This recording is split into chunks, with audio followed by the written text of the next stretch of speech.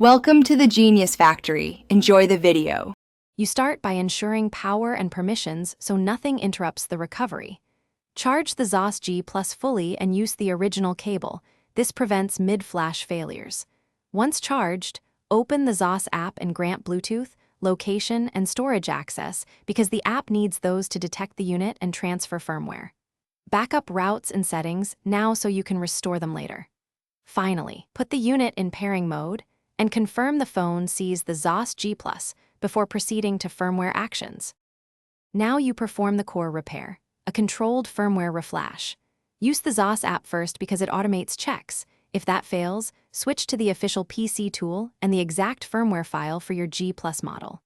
Install the USB drivers on the computer, connect via a stable USB port, and use the original cable so the transfer doesn't drop.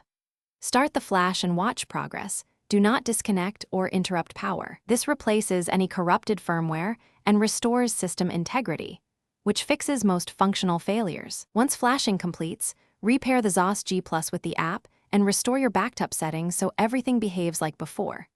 Make sure to recalibrate cadence, speed, or power sensors as needed. Calibration ensures accurate readings. Do a short test ride or run the unit diagnostics to confirm GPS lock and sensor communication.